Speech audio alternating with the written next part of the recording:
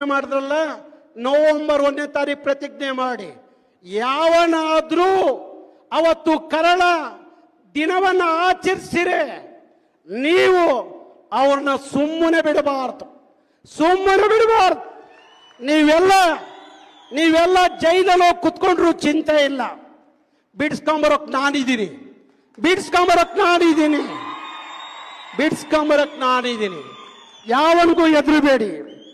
ಅವನು MS ಇದ್ರೆ, ಅವನು ಮರಾಠಿ ಇದ್ರೆ ಮಹಾರಾಷ್ಟ್ರದಲ್ಲಿ ಇಟ್ಕೊಳ್ಳಿ. ಕನ್ನಡದ ನೆಲದಲ್ಲಿ ಬದುಕೋರು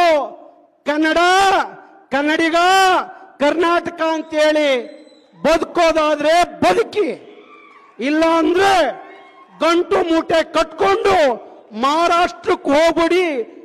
ಫ್ರೀಯಾಗಿ ಬಸ್ ಬಿಡ್ತೀವಿ, ಫ್ರೀಯಾಗಿ ರೈಲ್ ಬಿಡ್ತೀವಿ, ಎಲ್ಲ ಫ್ರೀಯಾಗಿ ಕೊಟ್ಬಿಡ್ತೀವಿ. ನಿಮ್ ಗೋಟಿ ಬೆದರಿಕೆಗೆಲ್ಲ ಬೆದ್ರೋ ಮಕ್ಕಳು ನಾವಲ್ಲ. ಅವರೆಲ್ಲ ಹೋದ್ರು. ಯಾರ್ಯಾರೋ ಇದ್ರು, ಒಂದಷ್ಟು ಬಾರಿ ಮೈ ಪರ್ಚ್ಕೊಂತ ಇದ್ರು. ಅವೆಲ್ಲ ಈಗ ಮಣ್ಣಲ್ಲಿ ಮಣ್ಣಾಗ್ಬಿಟ್ಟಿದ್ದಾವೆ, ಮಣ್ಣಲ್ಲಿ ಮಣ್ಣಾಗಿದ್ದಾವೆ. ಇವ್ರು ಯಾರು ಕಿತ್ತೋದವ್ರು? ಇವ್ರಿಗೆ ಎದುರ್ತೀವ?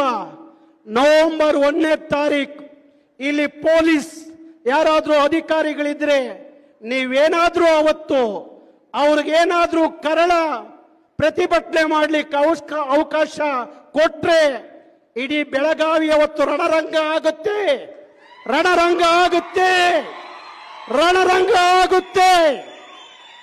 ಅದಕ್ಕೆ ಅವಕಾಶ ಕೊಡಬೇಡಿ. ನನಗೇನು ವೋಟ್ ಬ್ಯಾಂಕ್ ಅಲ್ಲ, ನಾನು ರಾಜಕಾರಣಿ ಅಲ್ಲ, ನನಗೆ ಯಾರ ಹಂಗಿಲ್ಲ.